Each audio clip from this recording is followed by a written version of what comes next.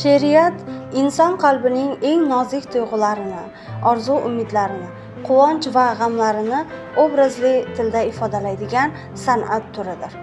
U so'z san'atining eng yuksak shakli bo'lib, hayotning turli jabhalarini estetik tarzda yoritadi. Shoir qalbi orqali o'tgan har bir misra o'quvchini o'ylantiradi, ilhomlantiradi va ruhlantiradi. She'rda tovushlar, ma'nolar va hissiyotlar uyg'unlashib, bir butun go'zallikka aylanadi.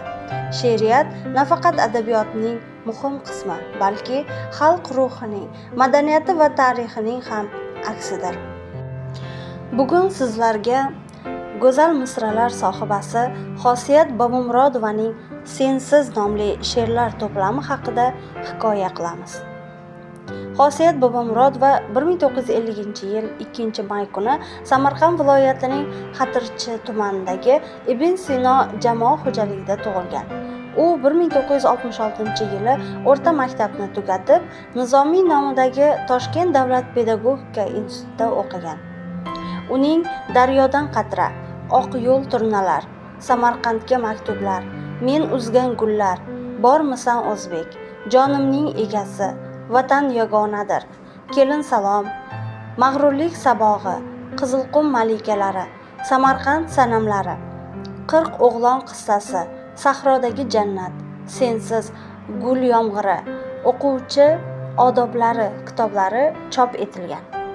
U O'zbekistonda xizmat ko'rsatgan madaniyat xodimi, xalq ta'limi a'lochisi, Shuhrat medali sohibasi.